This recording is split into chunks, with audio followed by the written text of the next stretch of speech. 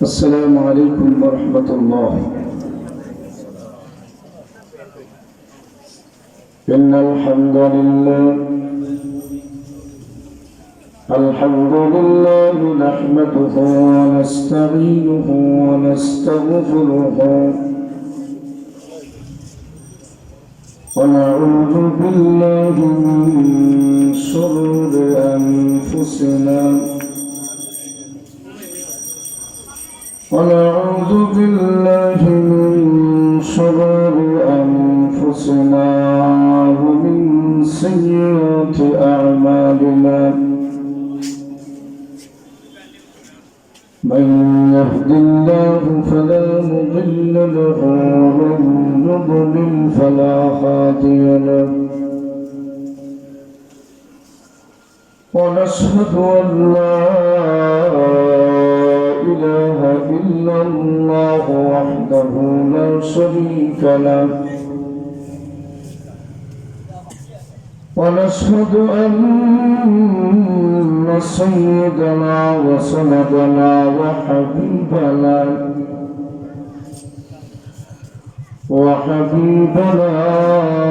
ونبينا وشفيعنا ومولانا محمدا عبده ورسوله الذي أرسله الله إلى كافة للناس بشيرا ونذيرا وداعيا إلى الله بإذنه وسراجا وقمرا منيرا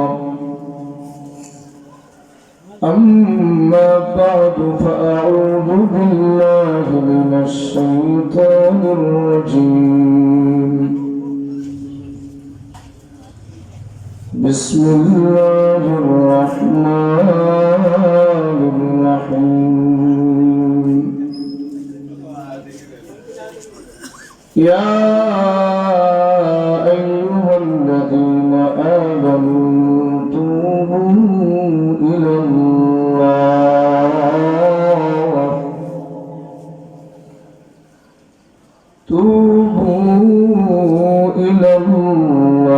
توبة نصوحا. بارك الله لنا ولكم في القرآن العظيم ونفعنا وإياكم بالآيات والذكر الحكيم. صلى الله على سيدنا ومولانا محمد وعلى آله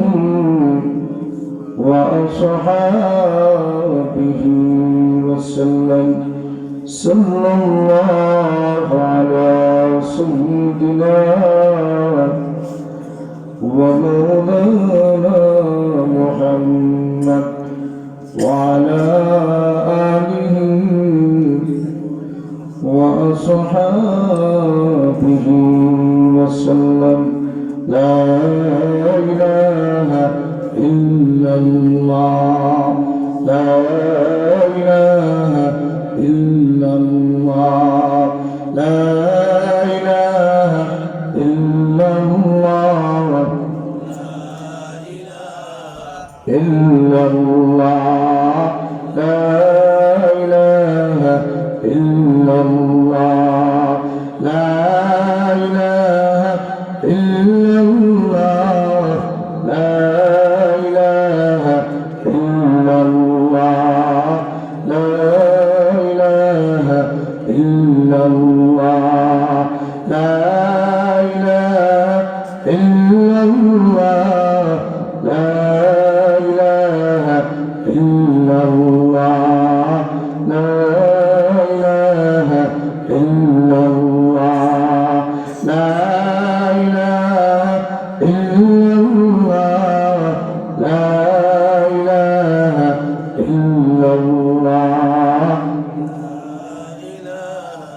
إلا الله لا إله إلا الله محمد رسول الله صلى الله عليه وسلم ঐতিহ্যবাহী বেনাগুল দক্ষিণ জাম মসজিদ কর্তৃক আয়োজিত আজকের এই দিনব্যাপী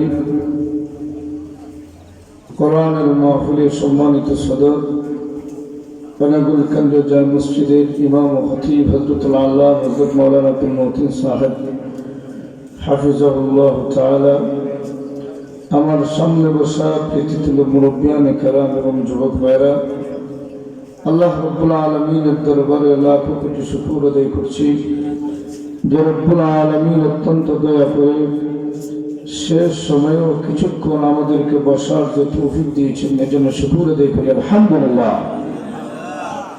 আপনারা দীর্ঘক্ষণ আলোচনা শুনছেন, লম্বা আলোচনা শোনার পরে মানুষ একটু উঠতে চায়, অনেক আলোচনায় তৃপ্তি পেয়ে বাড়িতে চলে যায়। আমার আগে যিনি আলোচনা করেছেন আপনাদের এলাকার দীর্ঘদিনের ইলমের বাগানের খাদেম, আন্তর্জাতিক মুফাসসির কোরআন হযরতুল আল্লাহ হযরত মাওলানা হাফিজুর রহমান সাহেব হাফিজাহুল্লাহ তাআলা, অত্যন্ত সুন্দর কণ্ঠের দিক দিয়ে সুললিত, আলোচনার দিক দিয়ে তাৎপর্যপূর্ণ। এত সুন্দর আলোচনার পরে আমার আলোচনা শুনতে আপনাদের মন আসেনি?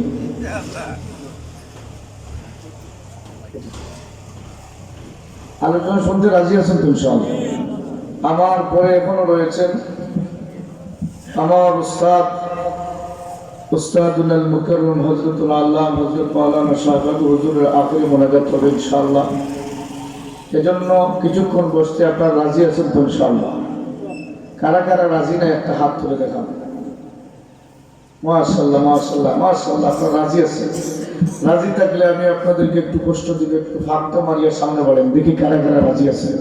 একটু কষ্ট করে ভাগটা মারিয়া সামনে বলেন, দয়া করে একটু কষ্ট করে ভাগটা মারিয়া সামনে বলেন আর জিকির করুন লা ইলাহা ইল্লাল্লাহ লা ইলাহা ইল্লাল্লাহ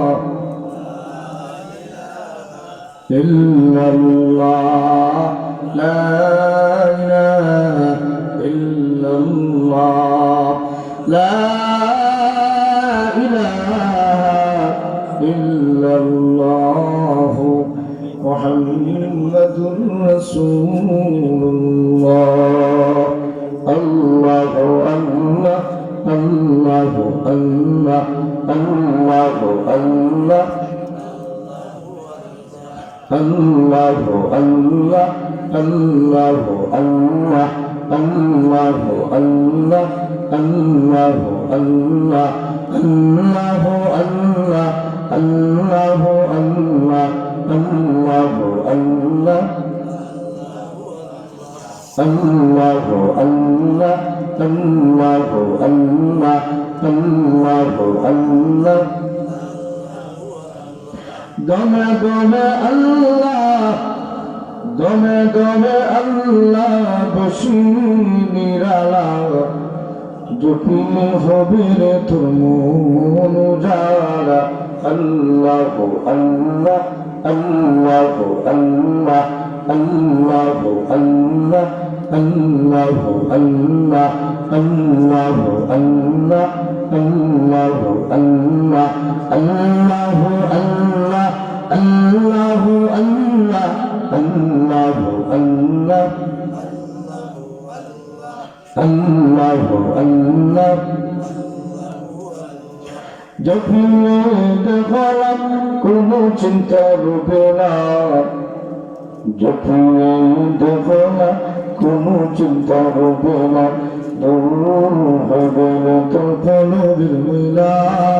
আল্লাহু আল্লাহ আল্লাহু আল্লাহ আল্লাহু আল্লাহ আল্লাহু আল্লাহ আল্লাহু আল্লাহ আল্লাহু আল্লাহ আল্লাহু আল্লাহ আল্লাহু আল্লাহ আল্লাহু আল্লাহ আল্লাহু আল্লাহ আল্লাহু আল্লাহ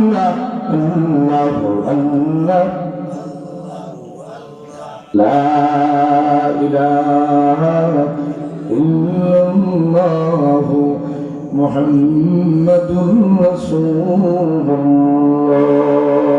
সাল্লাল্লাহু আলাইহি ওয়াসাল্লাম।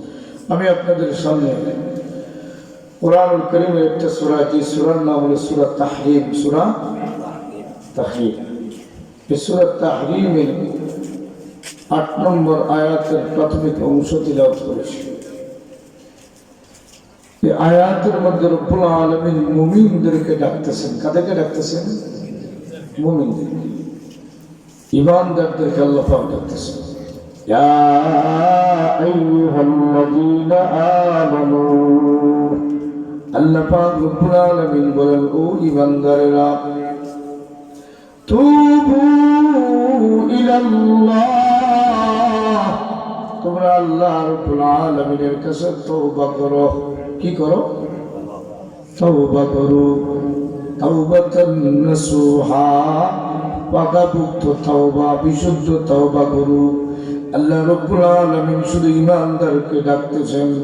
কোরআনুল কারীমের মধ্যে আল্লাহ কোন আয়াত দ্বারা কাফেরদেরকে ডাকছে? কারে ডাকছে? কাফেরদেরকে ডাকছে। কোন আয়াতের মধ্যে রব্বুল আলামিন শুধু ঈমানদার না, কাফের না, সাধারণ মানুষদেরকে আল্লাহ পাক ডাকছেন। ইয়া আইয়ুহাল্লাযীনা কাফারু, ইয়া আইয়ুহান নাস, আল্লাহ পাক রব্বুল আলামিন মানব জাতিদেরকে ডাকছেন। কিন্তু আমার তিলাওয়াতকৃত আয়াতে আল্লাহ পাক রব্বুল আলামিন শুধু ঈমানদারদেরকে ডাক দিয়ে বলেন, তুবু ইলাল্লাহ, তোমরা আল্লাহ রব্বুল আলামিনের কাছে তওবা করো। তাওবাতান নাসুহা, পাকাপোক্ত তওবা। সুবহানাল্লাহ। তওবা কেন করব? এই মজলিসের মধ্যে যারা আছেন, আপনাদের গুনাহ আসেনি? আল্লাহ আছে। একটু আরো জোরে বলেন, আসেনি? আছে। আওয়াজে বোঝা যায় কোনো বিন্দু পরিমাণ গুনাহ নাই। গুনাহ আছে? তাহলে আল্লাহ রাব্বুল আলামিন ঈমানদারদেরকে মায়া সুরে ডাক দেন, ও ঈমানদারেরা, তোমরা তওবা করো, খাঁটিভাবে তওবা করো। আসা রাব্বুকুম আন ইউকাফিরা আনকুম সাইয়্যাতিকুম, তোমাদের তওবার বিনিময়ে আশা করা যায় তোমাদের রব তোমাদের জিন্দেগীর গুনাহগুলো মোচন করে দিবে। এই কথাটা আমার বলার ছিল। তাহলে এই আয়াতের সঙ্গে রেখে মুফাসসিরিন কেরাম বলেন, এই দুনিয়ার জগতে আল্লাহ অনেক মখলুক তৈরি করেছেন। এক ধরনের মখলুক আছে, এরা জিন্দগিতে গুনাহ করার কোনো সুযোগ নাই। এই আল্লাহর সৃষ্টির নাম হচ্ছে মালাইকা, ফেরেশতা। ফেরেশতারা গুনাহ করেনি, একটা আওয়াজ দেন, গুনাহ করে না।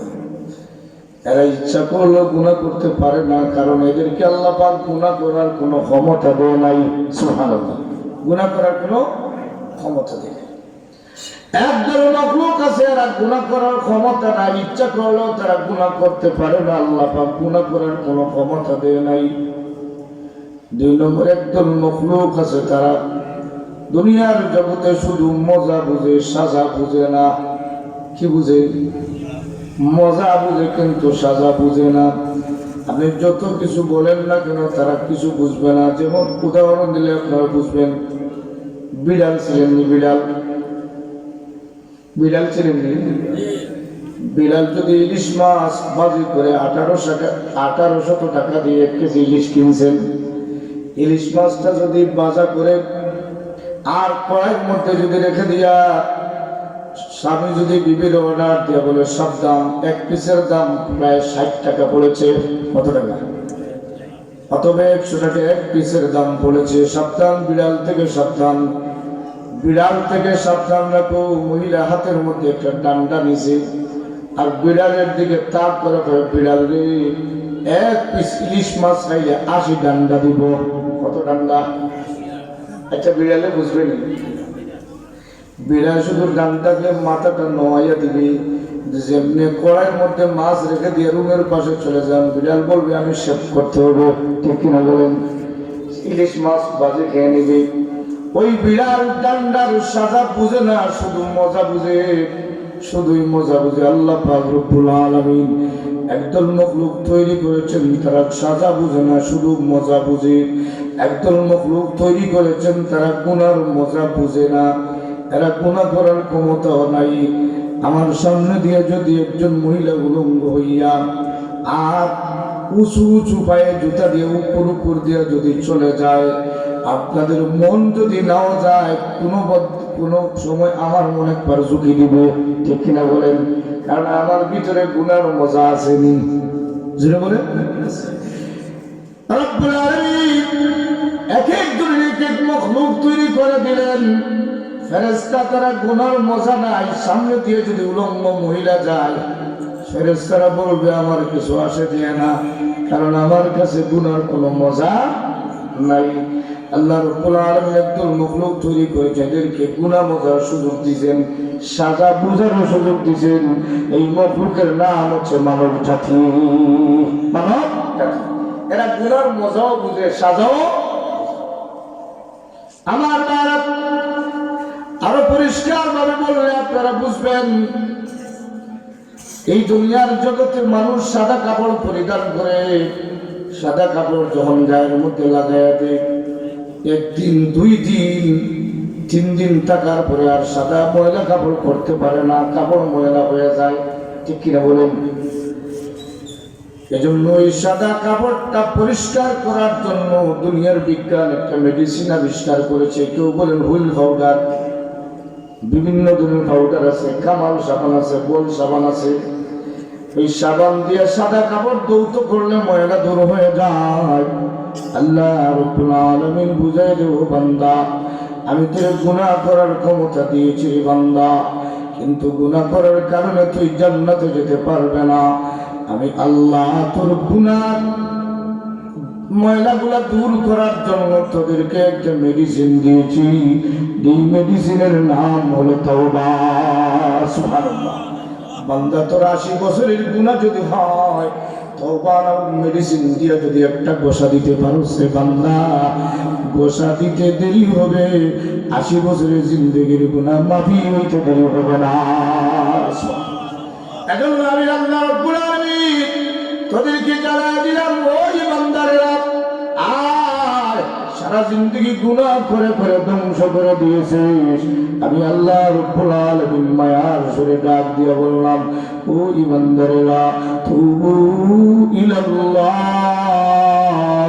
তোমরা আল্লাহ রাব্বুল আলামিনের কাছে তওবা করো, তাওবাতান নাসুহা, ফাকাবুত তওবা।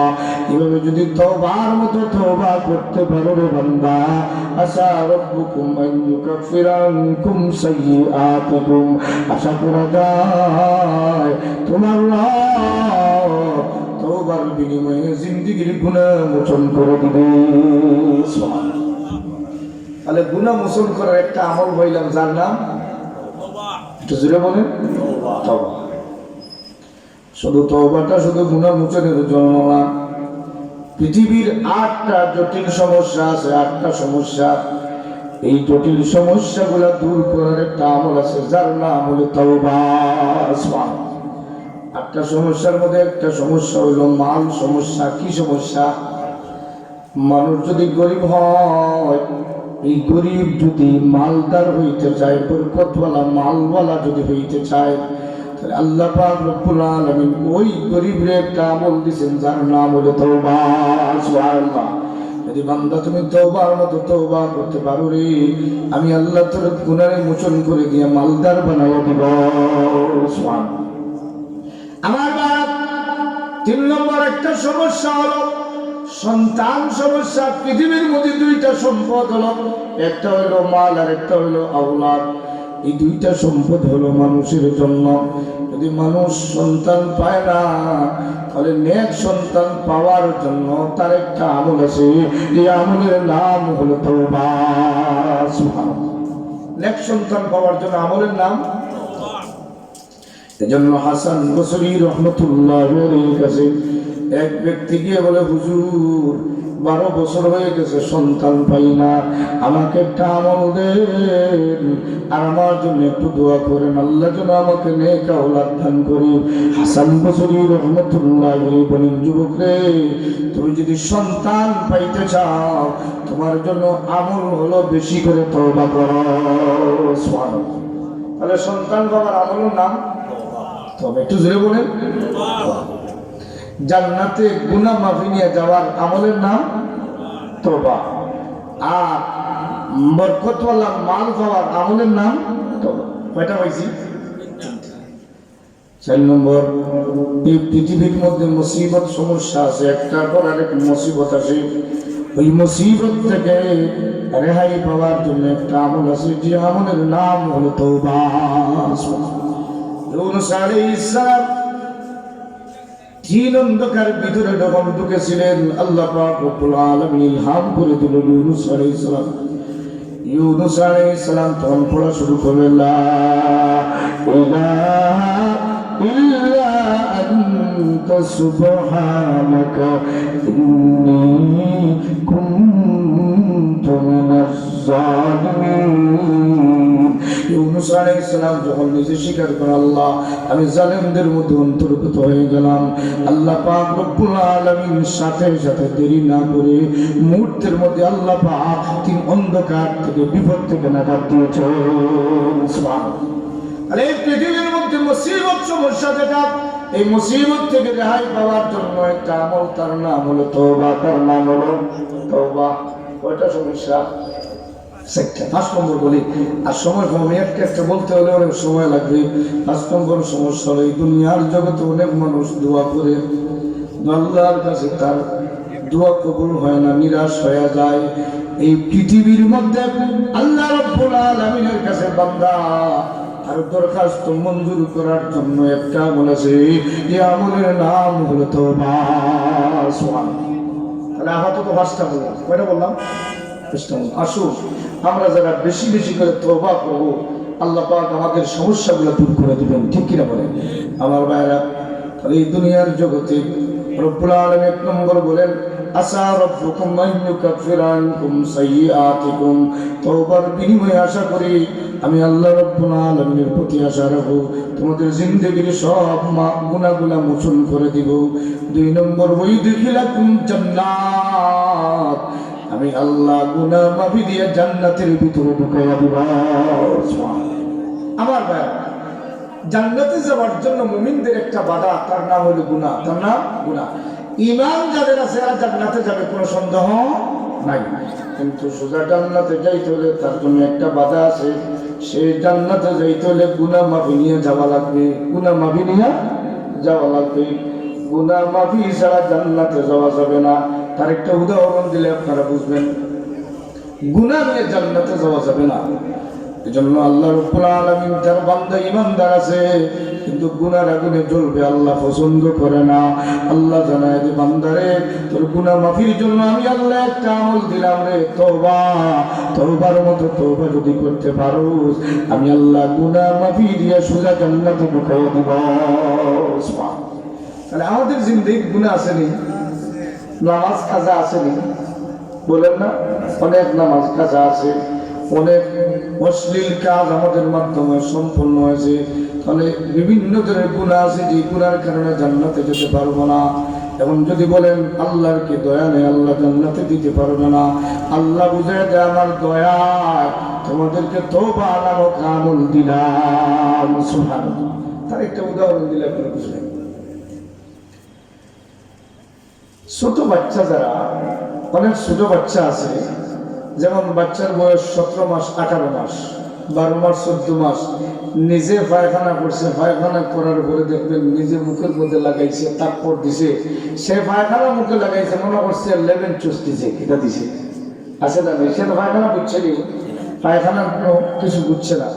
এজন্য ছোট্ট বাচ্চা রুমের ভিতরে পায়খানা করে দুর্গন্ধ আচ্ছন্ন হয়ে গেছে। বাবা বাজারে গেছে, বাজার থেকে আসার পরে রুমে ঢুকছে, ঢুকার পরে দেখে দুর্গন্ধ আর দুর্গন্ধ। মারে ডাক দেখো, ফাতেমার মা, বিষয় কি বুঝি না, রুমের ভিতরে দেখি দুর্গন্ধ। ফাতেমার মা এই গন্ধ শুনিয়া ডাক শুনিয়া দৌড়াইয়া দেখে যে বাচ্চা পালং থেকে নামিয়া পায়খানা করে রুমের ভিতরে সে তাপ্পড় দিয়া মুখে আর মাথার মধ্যে লাগাইছে। পায়খানার যত সানে গন্ধ বার হয় না, গন্ধ বার হয়। কোন বাচ্চায় পায়খানা মুখে লাগাইছে, মাথায় লাগাইছে আর সানিয়া সানিয়া রাখছে। মা ডাক দিয়া কয়, ও ফাতেমার বাবা, এখন যতক্ষণ পর্যন্ত পায়খানার ময়লা দৌত না করবো ততক্ষণ কুলে নেওয়া যাবে না। কুলে নেওয়া যাবে না? যদি আমি কুলে নেই, এই সময় মা দৌড়ে এসে বাচ্চার ডানার মধ্যে ধরছে, লটকায় রাখছে। আচ্ছা বলেন, তোমার মায়া বেশি না কম? সন্তানের প্রতি মার বেশি মায়া না কম মায়া? বেশি মায়া। তুমি বেশি মায়া থাকার পরেও সন্তানের ডান হাত ধরে মা সন্তানরে কুলে নিয়ে না ডানার মধ্যে লটকায় রাখছে। এই বাচ্চার আরাম লাগছে না কষ্ট লাগছে? কষ্ট লাগছে। তাহলে মা দেখা যায় বড় নিষ্ঠুর, সন্তানের প্রতি বড় নিষ্ঠুর, সন্তানকে কষ্ট দিছে। কিন্তু আমার ভাইরা, আমার বাবারা, ওই যে মা ডানার মধ্যে ধরছে, এটা মার মায়ায়, মার মায়ায়। স্বামীর ডাক দেবে, টিউবওয়েল থেকে এক বালতি পানি নিয়ে আসেন, আর বাচ্চার সমস্ত শরীর পায়খানার জন্য বর্তমানে অগ্রহায়ণ মাস, নতুন দাম উঠছে। কি উঠছে? নতুন দাম উঠছে। নতুন দামের একটা খেরের লুড়া, আপনারা কি বলেন? খেরের লুড়া বলেন। একটা খেরের লুড়া নিয়ে আসো। এখন স্বামী গেছে বালতি দিয়া পানি আনছে, খেরের লুড়া নিয়ে আসছে। মা 17 মাস 12 মাসের বাচ্চা, গায়ের মধ্যে পায়খানার ময়লা লাগানো। এই সময় খেরের লুড়া শক্ত আর বাচ্চার চামড়া নরম। বাচ্চার চামড়া শক্ত না নরম? নরম। নরম চামড়ার মধ্যে গরম খেরের লুড়া দিয়ে যখন কষায়, বাচ্চার আরাম লাগে না কষ্ট লাগে? বাচ্চায় কষ্ট লাগে। আম্মা আম্মা আম্মা বলে যখন চিল্লায়, মায়ে তার মায়া কয়, আম্মা আম্মা ডাকিস না, একটা দিমু ঠান্ডা করবো, একটা দিমু ঠান্ডা করবো। পায়খানা করলে কেন? ওই মা পায়খানার ময়লা নিয়ে সন্তানকে খুলে নিতে পারে না। মা তার মায়ায় পায়খানার ময়লা ধৌত করতে চায়। আল্লাহ বুঝাই দিই, ও বান্দা, আমি আমার রহমতের কুলে উঠাইয়া তোকে জান্নাতে ঢুকাইব, কিন্তু তোর গুনার ময়লার কারণে আমি জান্নাতে ঢুকাইতে পারলাম না। আমি আল্লাহ গুনার ময়লা ধৌত করার জন্য একটা মেডিসিন দিছি, যেই মেডিসিনের নাম হলো তওবা। মা সন্তানকে কুলে নিতে পারে না। কুলে নিলে সন্তান পায়খানার ময়লায় মা দুর্গন্ধাচ্ছন্ন হয়ে যাবে। গুনার ময়লা নিয়ে কেউ জান্নাতে যেতে পারবে না, কারণ জান্নাতে গুনার ময়লা নিয়ে যাবার কোনো সুযোগ নাই। আল্লাহ বুঝাই দে, বান্দারে, আমি আল্লাহ তোর গুনার ময়লা দূর করার জন্য মা যেভাবে ঘেরের লুলা দিয়ে গোসায় আর বাচ্চার কষ্ট লাগে, যদি তুই দুনিয়ার জগতে তওবার মতো তওবা করতে পারস না, আমি আল্লাহ তোর গুনার ময়লা ধৌত করার জন্য আমার কাছে একটা মেডিসিনের লুলা আছে, যেটা হলো জাহান্নামের আগুনের লুলা। কিসের লুলা? জাহান্নামের আগুনের লুলা। আমি আল্লাহ তোর গুনার ময়লা ধৌত করার জন্য জাহান্নামের ভিতরে ঢুকাইয়া জাহান্নামের আগুনের লুলা দিয়ে আমি গোসাইয়া, মা যেভাবে সন্তানের পায়খানার ময়লা গোসাইয়া গোসাইয়া ধৌত করার জন্য চেষ্টা করে, আমি আল্লাহ তোর গুনার ময়লা ধৌত করার জন্য জাহান্নামের আগুনের লুলা দিয়ে গোসাইয়া গোসাইয়া তোর ইমানি মর্যাদা দিয়া গুনার ময়লা ধৌত করে জান্নাতে ঢুকাবো। কিন্তু বান্দা, ওই গুনাহের দুনিয়া থেকে তুই জান্নাতে জাহান্নামে যাওয়ার সুযোগ নাই। আমি আল্লাহ রব্বুল আলামিন তোরে এত মারাত্মক একটা মেডিসিন দিয়েছি, তুই যদি তওবার মতো তওবা করতে পারিস রে বান্দা, তওবা করতে দেরি হবে, আমি আল্লাহ তোর গুনাহগুলো মোচন করতে দেরি হবে না। তাহলে আমরা তওবা করতে রাজি আছি তো ইনশাআল্লাহ। আমার ভাই, এই কথাটা আরো পরিষ্কার করে, অসুবিধা হচ্ছে না। আমি সময় দেখতেছি, বেশি দেরি করবো না ইনশাআল্লাহ। আমার পরে আমার হুজুর আছেন, বসবেন তো ইনশাআল্লাহ, অসুবিধা নেই। মানুষ যাই হোক, যদি আলোচনা শোনার মন থাকে, আমিও আছি, আপনারা আসেন, ঠিক কিনা বলেন? আলহামদুলিল্লাহ, এরপরে যা আছেন আলহামদুলিল্লাহ যথেষ্ট। আমি যে কথাটা আপনাদেরকে বোঝাতে চাচ্ছি, এই পৃথিবীর গুনার ময়লাটা মানুষের জান্নাতে যাওয়ার জন্য বাধা। ওই জান্নাতে যাওয়ার জন্য মানুষের বাধা হইল তার গুনাহ। ওই গুনার ময়লা দূর করার জন্য আমার দয়ালু আল্লাহ এমন একটা মেডিসিন দিয়েছেন, এমন একটা আমল দিয়েছেন যার নাম হলো তওবা। যার নাম তওবা। বান্দা তওবা দিয়ে তুই যেমনে গোসা দিবে রে, আমি আল্লাহ তোর গুনার ময়লা ধৌত করিয়া আমি আল্লাহ তোর ওই ঢুকিলাম জান্নাত, জান্নাতের ভিতরে ঢুকিয়ে দিব। আল্লাহ গুনাহ ময়লা দূর করতে আল্লাহর কি দয়া আসেনি? জোরে বলেন কি পরিমাণ দয়া আছে। তাফসীরে মাজারির মধ্যে উল্লেখ করা হয় আল্লাহ পাক রব্বুল আলামিনের তো দয়া আছে। হযরত ওমর ইবনুল খাত্তাব রাদিয়াল্লাহু তাআলা আনহু সাহাবায়ে কেরামদের মধ্যে সবচেয়ে গরম সাহাবী, ঠিক কিনা বলেন? ঠান্ডা না গরম? গরম। ওমর রাদিয়াল্লাহু তাআলা আনহু সাহাবায়ে কেরামদের মধ্যে সবচেয়ে গরম সাহাবী। কি বলছিলাম তো গরম। আল্লাহ নবী একদিন রাস্তা দিয়ে বের হয়েছেন, হঠাৎ তাকায় দেখেন মহিলা দপ বাজাইতেছে, মহিলা দপে ঠান্ডা দিতেছে। আল্লাহর নবীকে দেখে মহিলা দপ বন্ধ করে না। পিছন দিকে হযরত আবু বকর রাদিয়াল্লাহু তাআলা আসতেছে, ওনাকে দেখো মহিলা দপ বন্ধ করে না। হঠাৎ আল্লাহর নবী তাকায় দেখেন মহিলা এবার দপ বন্ধ করে দিয়া সে কাপড়ের ভিতরে দপটা লুকাইয়া ফিরুনের মতো বসে আছে। কিসের মতো? আল্লাহ নবী চিন্তা করলেন কেন মহিলা এখন দপ বন্ধ করলো। নবীজি পিছন দিকে তাকায় দেখেন হযরত ওমর আস্তে আস্তে আসতেছেন। সুবহানাল্লাহ। কে আসতেছেন? ওমর রাদিয়াল্লাহু তাআলা আসতেছেন। আল্লাহর নবী ওমর রাদিয়াল্লাহু তাআলা চেহারার দিকে তাকাইয়া একটা মুস্কি হাসি দিলেন। হযরত ওমর বলেন ওগো নবীজি আপনি আমার চেহারার দিকে তাকাইয়া মুস্কি হাসা আমার জিন্দেগীর বড় আশা। আমি চাই আপনি যেন আমার চেহারার দিকে মুস্কি হাসতেন। তবে আজকে আমার চেহারার দিকে যে মুস্কি হাসছেন নিশ্চয়ই কোনো কারণ আছে। সুবহানাল্লাহ। কি কারণে আমার চেহারার দিকে তাকাইয়া আপনি মুস্কি হাসলেন? আল্লাহর নবী বলেন ওমর ওই যে মহিলা দেখতেছো তাকায়া দেখো, সে দপ বাজাইতেছে, আমার দেখে বন্ধ করে না। আমার সাহাবী আবু বকরকে দেখে বন্ধ করে না। কিছুক্ষণ পরে তাকায় দেখো হঠাৎ বন্ধ করে কাপড়ের ভিতরে দপটা লুকাইয়া রাখছে। আমি চিন্তা করলাম কেন বন্ধ করলো। আমি পিছন দিকে তাকায় দেখলাম তুমি ওমর আসতেছ। সুবহানাল্লাহ। এতে আমার অসুবিধা হয় না, তোমার ডরাইয়া মহিলা দপ বন্ধ করেছে। আল্লাহর নবীর এই কথা শুনে হযরত ওমর রাদিয়াল্লাহু তাআলা আনহু মহিলার দিকে চোখ লাল করে তাকাইতেছেন। আল্লাহর নবী বলেন ওমর মহিলার দিকে চোখ লাল করে তাকাইও না। ওই মহিলা একা ছিল না, তার সাথে শয়তান ছিল। সুবহানাল্লাহ। কে ছিল? শয়তান যখন দূর থেকে তোমার চেহারা দেখছে তোমার ডোরে জান লইয়া ভাগছে।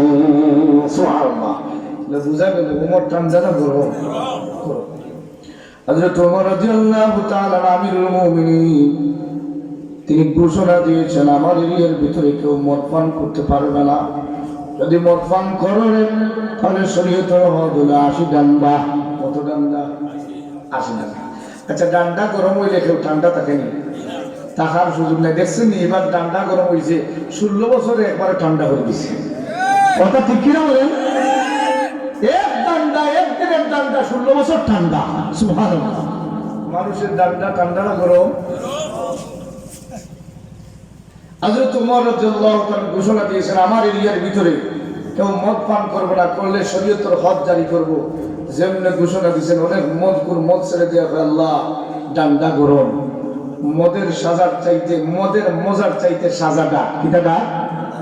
মদের মজার চাইতে সাজা ডাক। অনেক মদের বোতল ছেড়ে দিয়ে তওবা করবে আর মদ না, ওমর গরম। সুবহানাল্লাহ। এক মদকুর নাসুর বান্দা ওই মদ না খাইলে তার মাথা ঠিক থাকে না। কেটা ঠিক থাকে না? যারা মদ খায় দেখছেন মদ না খাইলে ওই মাথা ঠিক থাকে না। লোকেরা কয় ডান্ডা গরম, কয় আমি সিস্টেমে খাইবো। কিভাবে খাইবো? সিস্টেমে খাইবো। মদের বোতল প্যাকেটে নিয়ে গভীর রাত্রে জঙ্গলে গেছে, পাহাড়ের নিচে গেছে, আর একটা মদ ঢুকাইছে। আর মদ ঢুকানোর যারা মদ খায় এরা দুনিয়ার বাদশা হয়। কি হয়? দুনিয়া দেখুন মদ খাওয়ার পরে আমার এরিয়ার ভিতরে আর খাও না, তার হুঙ্কার দিয়েছে। মদ খাওয়ার পরে বাদশা হয়ে যায়।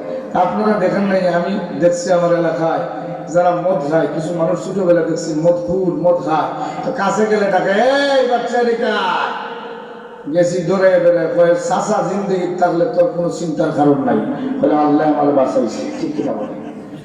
বোঝা গেল তারা মদ খাওয়ার পরে ঠাল হয়ে যায়, বাবার মাল খাইয়া ঠাল। ঠিক কিনা বলে? এখন মদ খাইছে, খাওয়ার পরে কয় হযরত উমরে আমারে কখনো পাবে না। মদ খাইয়া বাড়িতে গেছে, গিয়ে ঘুমাইছে। পরের দিন আবার গভীর রাত্রে মদের বোতল নিয়ে খাইছে। খাওয়ার পরে হযরত উমরে কিয়ামত পর্যন্ত হওয়ার কোনো সুযোগ নাই। কয়দিন খাইছে? 3 নম্বর দিন গেছে মদের বোতল নিয়ে, আলীর সামনে গেছে, পিছনে শুনে কেজন আওয়াজ দিছে, এই যুবক এত গভীর রাত্রে তুমি কোথায় যাও? যেমনি বলেছে গভীর রাত্রিতে কোথায় যাও, কানে সে মাইল করে দিছে, জানাই দিছে, আওয়াজে বোঝা যায় হযরত উমরের আওয়াজ। সুবহানাল্লাহ। আওয়াজে মানুষের আল্লাহ পাক কান এমন মেশিন দিছেন, কে কি আওয়াজ দিছে কানেই বলতে পারে হাফিজুর রহমান হুজুরের আওয়াজ না কাকুরির আওয়াজ। ঠিক কিনা বলেন? না শাহজাদ হুজুরের আওয়াজ, কান নির্ণয় করতে পারে।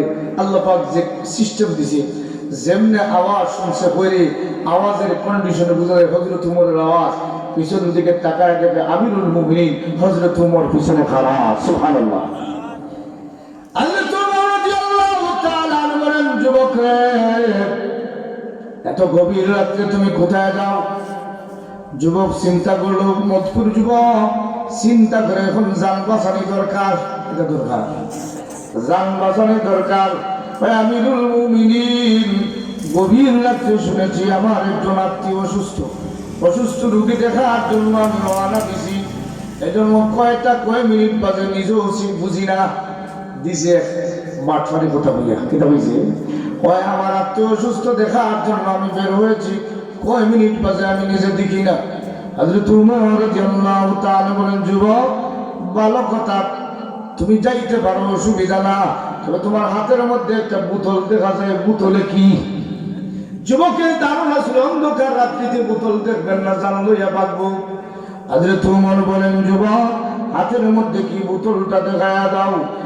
হযরত উমর রাদিয়াল্লাহু তাআলা জবাবে যুবকটা চিন্তায় পড়ে গেছে, আজকে আর বাঁচার সুযোগ নাই, বোতল পরীক্ষা মানে মৃত্যুর পরীক্ষা দেওয়া লাগবে। কি পরীক্ষা দেওয়া লাগবে? মরণের পরীক্ষা দেওয়া লাগবে। হযরত উমর রাদিয়াল্লাহু তাআলা বলেন, যুবক বোতলটা হাতে দাও। যুবক চিন্তায় পড়ে যায়, আল্লাহ এবার সাজা হবে ডবল। একটা হলো মদের সাজা, আর একটা হলো আমিরুল মুমিনিনের সাথে প্রতারণার সাজা।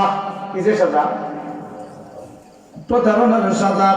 এখন হযরত উমর রাদিয়াল্লাহু তাআলা যেমনি বলেছে, যুবক ভাই আমিরুল মুমিনিন, এই যে বোতল দেখতেছেন, আমি গভীর রাত্রে কোনো দোকানপাট নাই, কিন্তু আমার অসুস্থ রোগীর জন্য কিছু নেওয়া সুন্নত। দেখো নেওয়া সুন্নত, কিন্তু আমি কিভাবে ভাবে সব দোকানপাট বন্ধ, গরুর ভিতরে গরুর দুধ পাইছি, বোতলে তাসিছি। এটা বলছি গরুর দুধ না মদ।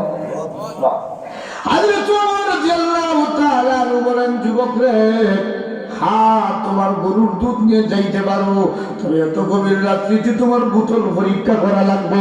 সুবহানাল্লাহ। যেমনি কইলে পরীক্ষা লাগবে, আর বাঁচার সুযোগ আছে। আর যুবক চিন্তায় পড়ে গেছে, নুজুলের রহমতের সময়। যুবক আসমানের দিকে মাথা উঠায় বলে, রব আপনি আমার রব, হযরত উমরকে ক্ষমতা দিয়েছো, কিন্তু সমস্ত ক্ষমতা তোমার। সুবহানাল্লাহ। দিছে আল্লাহর প্রশংসা বলি, কেন বলি? রব তোমার সমস্ত ক্ষমতা। আমার ভাইরা, হাদিস শরীফের মধ্যে এসেছে, যে দোয়ার মধ্যে আল্লাহর প্রশংসা বেশি, দোয়া কবুল হয় বেশি। কবুল হয়। এজন্য যারা হরমে চাইবেন দেখবেন আব্দুর রহমান সুদাইস, ইব্রাহিম সুদাইম, আল্লাহর বান্দার যখন কিয়ামুল লাইলে তাহাজ্জুদের নামাজে দোয়া করে 10 থেকে 15 মিনিট, 10 থেকে 12 মিনিট শুধু আল্লাহর প্রশংসা। সুবহানাল্লাহ। আল্লাহুম্মা লাকাল হামদ, আল্লাহুম্মা লাকাল হামদু, আনতা নূরুস সামাওয়াতি ওয়াল আরদ ওয়া মান ফীহিন, ওয়া লাকাল হামদ, আনতা কাইয়্যিমুস সামাওয়াতি ওয়াল আরদ ওয়া মান ফীহিন।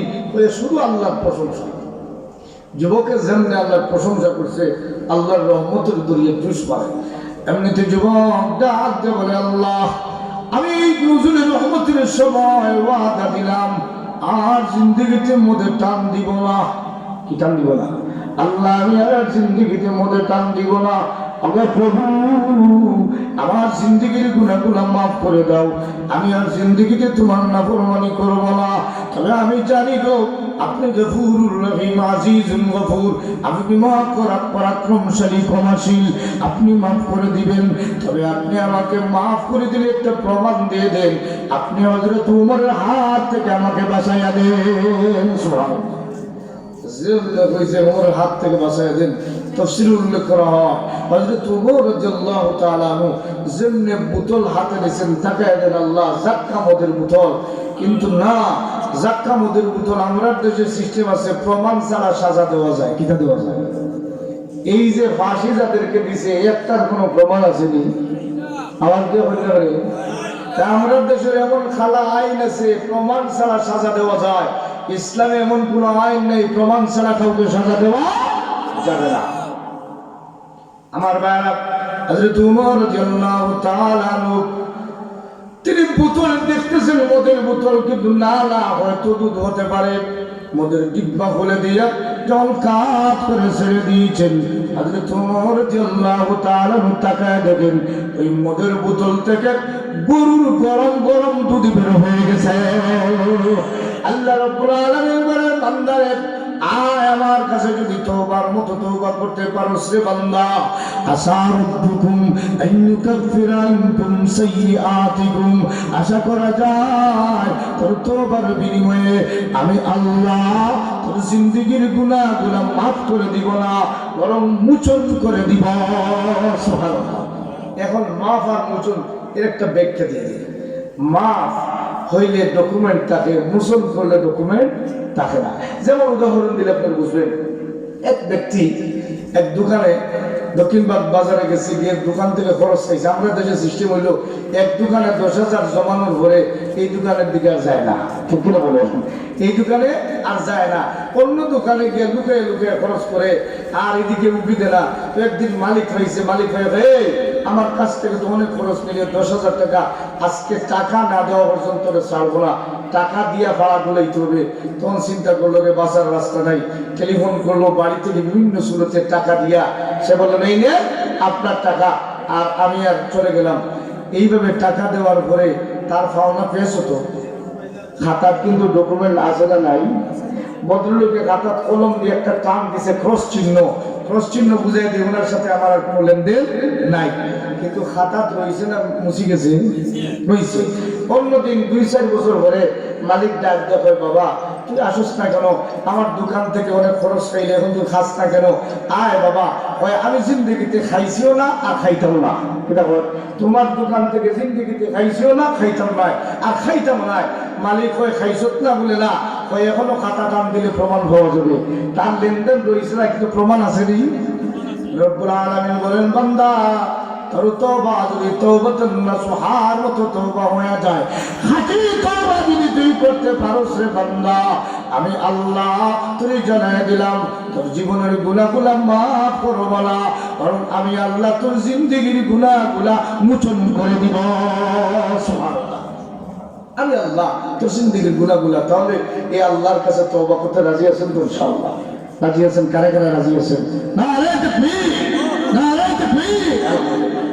এখন তওবা করলে দোয়া কবুল হয়। কি কবুল হয়? তওবা। বেশি বেশি করে আমরা তওবা করব, আস্তাগফিরুল্লাহ ওয়া আতুবু ইলাইহি, আস্তাগফিরুল্লাহ ওয়া আতুবু ইলাইহি। আমরা দেশের তওবা, আল্লাহ বলেন তাওবাতুন নাসুহা, ফাঁকামুক্ত তওবা। তওবা হলো 2 প্রকার, একটা হলো বেলকির তওবা। কিসের তওবা? আর আরেকটা হইলো খাঁটি তওবা। দুষ করছে, দুষ করার পরে লোকের এলাকাবাসী ধরছে, ধরার পরে যখন মাফ চাইতেছে, আর ভিতরে ভিতরে সুযোগ পাইলে দিব না, সুযোগ পাইলে আর দিব। এটার নাম তওবা না, এটার নাম হইলো বেলকির তওবা। এটা সাধারণত বাটফারি তওবা। আল্লাহ বলেন তোমরা আমি আল্লাহর কাছে তওবা করবে খাঁটি তওবা। কিসের তওবা? খাঁটি তওবা, যে তওবার মধ্যে কোনো ভেজাল নাই। আমরা কিন্তু তওবা করি, প্রতিদিনই তওবা করি, নামাজের পরে কই আস্তাগফিরুল্লাহ ওয়া আতুবু ইলাইহি, আস্তাগফিরুল্লাহ ওয়া আতুবু ইলাইহি, কিন্তু নামাজ পড়ি সুদও ঠিক আছে। এটা ঠিক আছে? সুদের লেনদেন ঠিক আছে, নামাজ পড়ি কিন্তু নাফরমানি ঠিক আছে, তাহলে এটার নাম তওবা না। তাওবাতুন শব্দের শাব্দিক অর্থ হলো গুনাহ থেকে ফিরে আসা, গুনাহ থেকে ফিরে আসা। আল্লাহ রাব্বুল আলামিন বলেন, ও ঈমানদারেরা, তুবু ইলাল্লাহ, তোমরা আল্লাহর কাছে ফিরে আসো, তওবা করো, আল্লাহর কাছে ফিরে আসো। বান্দায় ফজরের নামাজ পড়ে নাই, জোহরের নামাজে গাবে আস্তাগফিরুল্লাহ, এটা বলে আস্তাগফিরুল্লাহ, ফজরের নামাজ কিন্তু পড়ে নাই, এখন কয় আস্তাগফিরুল্লাহ আস্তাগফিরুল্লাহ। আল্লাহ কয় ফজর গেল কই, আল্লাহ ওয়াদা দিলাম আসাচ্ছাম। পরের দিন গেছে ফজর নাই, আস্তাগফিরুল্লাহ আস্তাগফিরুল্লাহ। আচ্ছা মনে করেন ফজর দরিয়া তওবা করতো না ছাড়িয়া, সুদ ছাড়িয়া তওবা করতো না, সুদ লইয়া গুনাহ লইয়া যারা তওবা করে, এই তওবা হইল বাটফারি, তো হইল বাটফারি। তার একটা উদাহরণ দিলে আপনারা বুঝবেন, অসুবিধা হচ্ছে না তো, একটা উদাহরণ দিলে আপনারা বুঝবেন। এই দুনিয়ার জগতে সবচেয়ে দামি জায়গা হইল শ্বশুর বাড়ি। কোন জায়গা? আচ্ছা বলেন তো, সবচেয়ে দামি জায়গা কোন জায়গা? শ্বশুর বাড়ি। আপনার রিস্কার ড্রাইভার হতে পারেন, কিন্তু ওনার দামি জায়গা হইল শ্বশুর বাড়ি। এক ব্যক্তি গেছে শ্বশুর বাড়ি গেছে, শ্বশুর বাড়ি গিয়ে শাশুড়ের সামনে বসছে, শ্বশুর বাম পাশে অথবা শ্বশুর ডাইন পাশে, আর দামান বসছে বাম পাশে। উপরে ফ্যান চলতেছে, ফ্যান হঠাৎ দেখা যায় অনেক সময় ফ্যানের কলার ডিস্টার্ব হওয়ার কারণে অনেক সময় অনেক জায়গায় ফ্যান পড়ি মানুষ মারা যায়, ফ্যান পড়িয়া মানুষ মারা যায়, এমন ঘটনা হয়। হঠাৎ দেখা যায় ফ্যানের বাড়াবাড়ি শুরু করছে, তো দামান তাড়াতাড়ি ফ্যানের চুস বন্ধ করে দেখে ফ্যান পড়তেছে, চেয়ারের উপরে লাফ দিয়ে ফ্যান ধরছে, আর ফ্যান ধরিয়ে ডাইন দিকে দামান পড়ছে, আর বাম দিকে তার ফান আল হইয়া শ্বশুরের লাথি দিছে। এটা দিছে। আচ্ছা, শ্বশুরের লাথি দেওয়া আদব না বেয়াদবি? বেয়াদবি, ঠিক কিনা বলে? এখন যেমন লাথি দিছে, তার উচিত হইল সে উঠার ঘরে হইতো, আব্বা আমার মাফ করে দেন, আমি ইচ্ছা করে লাভ দিই নাই, আব্বা আমার অনাকাঙ্ক্ষিত ঘটনা করছে, আমার ভাওটা গেছে, আমার মাফ করে দেন। সে ফ্যান থেকে ফ্যান রেখে দিয়া চিন্তা করলো আব্বার কাছে মাফ চাইতাম করে, কি কারণে? লাথি দেওয়ার কারণে। কিসের কারণে? লাথি দেওয়ার কারণে। এখন সে আবার ফাওরে আব্বার দিকে উকি দিয়া, আব্বা ওইভাবে লাভ দিছিলাম, এ কারণে মাফ চাইলাম। আচ্ছা কোথাও আবার যদি শ্বশুরের লাভ দিটা মা হইব না, কিটিসা দিব? ঠিক তেমনি ভাবে বান্দায় তওবা করবে গুনাহ ছাড়িয়া, আর যদি গুনাহ দরিয়া তওবা করে, এটার নাম হলো কিটিসা, এটার নাম কিটিসা। আল্লাহ রাব্বুল আলামিন বলেন, ইয়া আইয়ুহাল্লাযীনা আমানু, ও ঈমানদারেরা, তুবু ইলাল্লাহ, তোমরা আল্লাহর দিকে ফিরে আসো, গুনাহ থেকে ফিরে আসো, তাওবাতান নাসুহা, পাকাপোক্তভাবে তোমরা তওবা করো। তাহলে এইভাবে যদি কোনো বান্দায় তওবা করে, তাহলে আল্লাহ পাক তওবা করতে দেরি, তার গুনাহ মাফি দিতে দেরি হয় না। যদি আল্লাহ দয়া না করে, আমি কাপুরের মতো মানুষ জান্নাতে যাওয়া সম্ভব নেই, কারণ আমার গুনাহ আছে না নাই? গুনাহ আছে। তাহলে এই দুনিয়ার জগতে আমিও জান্নাতে যাওয়া সম্ভব নয়, জাহান্নামের আগুনে জ্বলতে হবে। কিন্তু আমার আল্লাহ দয়া দিয়া একটা আমল দিয়েছে, যার নাম তওবা। এই তওবা যদি বান্দা 24 ঘন্টা তওবার মধ্যে লেগে থাকতে পারে, তাহলে এই তওবা করনেওয়ালা ব্যক্তি মুস্তাজাবুদ দাওয়া, আল্লাহর কাছে তো মকবুল হয়ে যায়। আল্লাহর কাছে কোনো কিছু চাইতে দেরি, আল্লাহর কাছে কবুল হইতে দেরি হয় না। সুবহানাল্লাহ। তার একটা উদাহরণ দিলে আপনি বুঝবেন। এক মাযহাবের ইমাম আহমদ ইবনে হাম্বল রাহমাতুল্লাহি আলাইহি, হাম্বলি মাযহাবের ইমাম আহমদ ইবনে হাম্বল রাহমাতুল্লাহি আলাইহি, উনি 40,000 হাদিস একত্রিত করেছেন, মুসনাদে আহমদ নাম দিয়েছেন। কি নাম দিয়েছেন? মুসনাদে আহমদ। তো উনি বিভিন্ন জায়গা থেকে হাদিস কালেকশন করতেছে। অসুবিধা হচ্ছে না? ঠান্ডা লাগে না? স্বাভাবিক। তাহলে ইনশাআল্লাহ আমি শেষ করে দিব, হুজুর ইনশাআল্লাহ এসে যাবেন। তো মুসনাদে আহমদের তিনি 40,000 হাদিস একত্রিত করেছেন। বিভিন্ন এলাকায় যান হাদিস কালেকশন করার জন্য। তিনি গেছেন এমন একটা এলাকা, যে এলাকা হইল ফিলিস্তিনের কাছে। কার কাছে? ফিলিস্তিনের কাছে। ওই ফিলিস্তিন এরিয়ায় মাঝে মধ্যে এত গরম হয়। একটা আপনারা কথা বললে বুঝবেন, আমি গিয়েছিলাম মিশর সফরে। কোন জায়গা? মিশর। আমি কায়রো শহরে দেখলাম 37 ডিগ্রি গরম। কত ডিগ্রি? কিন্তু তুর পাহাড়ে আমি রওনা দিছি, প্রায় 550 কিলোমিটার দূরে তুর পাহাড়, সিনাই উপত্যকা। তুর পাহাড়ে যখন রওনা দিয়ে তুর পাহাড়ে গেছি, দেখি 47 ডিগ্রি গরম। কত ডিগ্রি? 47 ডিগ্রি গরম। এখন চিন্তা করলাম তুর পাহাড়ে উঠবো, মুসা আলাইহিস সালামের নিদর্শন দেখবো, কিভাবে আল্লাহর সাথে কথা বলেছেন। লোকেরা কয় হুজুর এত গরমের মধ্যে উঠতে পারবেন না, আপনি এই গরমে যদি উঠা শুরু করেন 7.5 কিলোমিটার হাঁটতে হয়। কত কিলোমিটার? এত এত দূরেই যাইতে হইবে, তাহলে আপনি কিভাবে হাঁটবেন পাহাড়ের উপরে? এখন না, গভীর রাত্রে উঠবেন আর ঠান্ডা হয়ে যাবে। আমি বললাম ঠান্ডা কিভাবে হবে? 47 ডিগ্রি গরম, একটু অপেক্ষা করেন, একটু অপেক্ষা করেন। তখন আমি অপেক্ষা করলাম, মাগরিবের নামাজ পড়ছি, দেখি ঠান্ডা নামছে মাইনাসে। কত ডিগ্রি? 47 ডিগ্রি মায়ের অর্থাৎ ডিঙ্গাইয়া মাইনাসে নেমে গেছে। তখন শরীর বডির মধ্যে তো প্রচন্ড ঠান্ডা লাগতেছে, আমার কাপড়ই শুরু হয়েছে। বললাম ভাই আমার তো ঠান্ডার কাপড়ও নিয়ে আসি নাই। হুজুর দেখেন কি পরিমাণ ঠান্ডা। তো বোঝা গেল কিছু সময়ের ভিতরে ঠান্ডা কি পরিমাণ নামছে, দেখছেন নি? আগে 47 ডিগ্রি, পরে মাইনাসে আসর থেকে মাগরিবের ভিতরে চলে গেছে। তো এই ফিলিস্তিন এরিয়া হযরত ইমাম আহমদ ইবনে হাম্বল রাহমাতুল্লাহ হাদিস কালেকশন করার জন্য গেছেন। প্রচন্ড ঠান্ডা, মাগরিবের নামাজে মসজিদে ঢুকছেন, আর মাগরিবের নামাজ ঢুকিয়া নামাজ আদায় করেছেন। নামাজ আদায় করার পরে চিন্তা করছেন এশার নামাজ পড়বো, এশার নামাজ আদায় করছেন। এশার নামাজ আদায় করার পর চিন্তা করছেন ঠান্ডার সময় বের হবো না, মসজিদে আমি ফজরের মুসল্লি, কোন ওয়াক্তের মুসল্লি? ফজরের মুসল্লি, আমি ফজরের নামাজও থাকবো। ইমাম আহমদ ইবনে হাম্বল রাহমাতুল্লাহ আলাইহি ফজরের নামাজও ওখানে আদায় করার চিন্তা করলেন। খাদেম এসে বলে হুজুর মসজিদ তালা দিব, আপনি মসজিদ থেকে বের হয়ে যান। ইমাম আহমদ ইবনে হাম্বল বলেন, ও যুবক, আমি এই মসজিদের ফজরের মুসল্লি, আমার যাওয়ার সুযোগ নাই।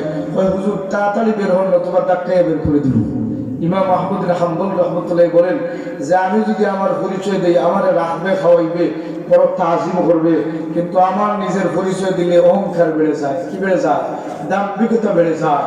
এজন্য আমরা দেশের পরিচয় দিতে স্বাচ্ছন্দ্য বোধ করে ভাই আপনি আমার চিনেননি, আমি অমুক দলের অ্যাসিস্ট্যান্ট সেক্রেটারি। সেক্রেটারি আছে না নাই? আওয়ামী লীগ ক্ষমতার সময় কোর্টে থানায় গিয়া ওসি সাহেব রেফার স্যার আমার চিনেন নি? বলে না। বলে আমি বললেখা উপজেলার অ্যাসিস্ট্যান্ট সেক্রেটারি। যেমনি ওসি সাহেব সালাম আলাইকুম ভাই বসেন, সালাম টানাইয়া দিই ইত্যাদি। কারণ এই অ্যাসিস্ট্যান্ট সেক্রেটারি পরিচয় পেয়েছে। আমার ভাইয়া, এই মানুষ তার পরিচয় দিলে তার আত্মগৌরব বেড়ে যায়। ইমাম আহমদ ইবনে হাম্বল বলেন না, আমার পরিচয় দিব না, আমি মসজিদ থেকে বের হয়ে যাই। তিনি মসজিদ থেকে বের হয়ে গেলেন। সামনে গিয়ে দেখেন আল্লাহ প্রচন্ড ঠান্ডা, কাঁপুনি শুরু হয়েছে। আমি আল্লাহ আমি যাবো কোথায়? হঠাৎ দেখেন এক এলাকায় আগুন জল করে জ্বলতেছে। চিন্তা করলেন মনে হয় ওখানে বাজার আছে, একটু আগুনের কাছে যাই। ইমাম আহমদ ইবনে হাম্বল রাহমাতুল্লাহ লোকের কাছে গেলেন। গিয়ে দেখেন এক ব্যক্তি রুটির মধ্যে আপনার তাওয়ার মধ্যে রুটি বানাইতেছে। কি বানাইতেছে? রুটি বানাইতেছে। তো আমরা দেশের বেলাইন আছে, বেলাইন কি বলেন আপনারা? বেলাইন দিয়ে যে রুটিতে যাতা দে, ভদ্রলোক রুটিতে দিছে যাতা আস্তাগফিরুল্লাহ ওয়া আতুবু ইলাইহি, সুবহানাল্লাহ। যেমনি বেলাইন দিয়ে যাতা দিছে তওবা করতেছে, আস্তাগফিরুল্লাহ ওয়া আতুবু ইলাইহি। এভাবে রুটি তাওয়াত দিতেছে, আস্তাগফিরুল্লাহ। রুটি বিক্রি করতেছে, আস্তাগফিরুল্লাহ। ইমাম আহমদ ইবনে হাম্বল সাধারণ মানুষ না, মারাত্মক আলিম, বড় আলিম। আলিমের সামনে কথা বলতে হলে হিসাব নিকাশ করে বলতে হয়। যেমনি যুবকে ইস্তেগফার শুরু করছে, ইমাম আহমদ ইবনে হাম্বল রাহমাতুল্লাহ বলেন, ও যুবক, তুমি কি জানো না আল্লাহর কাছে 4টা কালেমার দাম বড় বেশি? সুবহানাল্লাহ, আলহামদুলিল্লাহ, লা ইলাহা ইল্লাল্লাহ, আল্লাহু আকবার। এই 4টা কালেমা তোমার কি জানা নাই? তুমি শুধু ইস্তেগফার করতেছো। যুবক ডাক দিয়া বলে, ও পথিক, আমি আপনারে চিনি না, কিন্তু আমি 24 ঘন্টা ইস্তেগফার করি, আল্লাহর কাছে গুনার জন্য মাফি চাই। আমার আল্লাহ আমার ইস্তেগফারের কারণে, তওবার কারণে মুস্তাজাবুদ দাওয়া বানায় দিয়েছেন। সুবহানাল্লাহ। মুস্তাজাবুদ দাওয়া হলো আল্লাহর কাছে চাইতে দেরি তামাম নবীগণ মুস্তাজাবুদ দাওয়া, আল্লাহর কাছে চাইতে দেরি কবুল হইতে দেরি হয় না। এজন্য ইমাম আহমদ ইবনে হাম্বল যুবক তার কাছে যখন শুনলেন সবে আল্লাহ পাক আমারে মুস্তাজাবুদ দাওয়া বানায়া দিয়েছে, ইমাম আহমদ ইবনে হাম্বল বলেন, ও যুবক, মুস্তাজাবুদ দাওয়ার বৈশিষ্ট্য হলো আল্লাহর কাছে চাইতে দেরি কবুল হইতে দেরি হয় না। তোমার কি সব দরখাস্ত আল্লাহর কাছে মঞ্জুর হয়ে গেছে? যুবক ডাক দিয়া বলে, ও পথিক, আমি আপনাকে চিনি না, তো আমার আল্লাহ রাব্বুল আলামিনের কাছে আমি যা চাইছি চাইতে দেরি হয়, কবুল হইতে দেরি হয় না। ইমাম আহমদ ইবনে হাম্বল রাহমাতুল্লাহ আলাইহি বলেন, যুবক, তাহলে তোমার সব দরখাস্ত মঞ্জুর? যুবক হয়, হ্যাঁ আমার সব দরখাস্ত মঞ্জুর, তবে একটা দরখাস্ত এখনো কবুল হয় না। আমি অপেক্ষায় আছি, আল্লাহ পাক এই দরখাস্ত মঞ্জুর করবেন। সুবহানাল্লাহ। ইমাম আহমদ বিন হাম্বল বলেন, যুবক রে, তুমি না কি বললা মুস্তাজাবুদ দাওয়া, এখনো থেকে একটা দোয়া কবুল হই না, কোন দোয়াটা তোমার এখনো কবুল হয় নাই, অপেক্ষায় আছো। ওই পথিক, আমি আপনাকে চিনি না, আলেমদের মুখে শুনেছি আলেমের চেহারার দিকে তাকাইলে সগীরা গুনাহ মাফ হয়। সুবহানাল্লাহ। আল্লাহর ওলিদের চেহারার দিকে তাকাইলে সগীরা গুনাহ মাফ হয়। এজন্য আমি কথাটা শুনিয়া এই জগতের একজন বিখ্যাত আলিমের অপেক্ষায় আছি। আল্লাহর কাছে দরখাস্ত রাখছি, আল্লাহ এই আলেমের কাছে একবার আমার সুবত লয়া দাও, এই আলেমের নিকটে একবার আমার মিলাইয়া দাও। আমি দিন মজুর, সারাদিন রুটি বিক্রি করি, পরিবার চালাই, উনি কোথায় আছেন আমি জানি না, তবে আমার মনে বড় আশা, আল্লাহর কাছে দাবি রাখছি, আল্লাহ যেন আলিমের সাথে আমার মুলাকাত করাইয়া দেন। হযরত ইমাম আহমদ বিন হাম্বল বলেন, যুবক রে, বলো আলেমের নাম কি, আমার সহবতের দরকার। সুবহানাল্লাহ। এত বড় আলেমকে, তার জন্য তুমি আল্লাহর কাছে দরখাস্ত রেখেছো। যুবকটা ডাক দিয়ে বলে, ও পথিক, আমি লোকের মুখে শুনেছি ওই আল্লাহওয়ালা আলেমের নাম হলো আহমদ ইবনে হাম্বল। সুবহানাল্লাহ। আহমদ ইবনে হাম্বল রাহমাতুল্লাহি আলাইহির সামনে দাঁড়ানো যুবকের কপালে চুমু দিয়া বলেন, বাবারে, আমার ধারণা ফেল হয়ে গেছে, আমার বিশ্বাস ছিল না তুমি মুস্তাজাবুদ দাওয়া, কিন্তু আমার আল্লাহ তোমার দরখাস্ত কবুল করার জন্য আমার মসজিদ থেকে ধাক্কায় বের করে দিয়েছে। সুবহানাল্লাহ।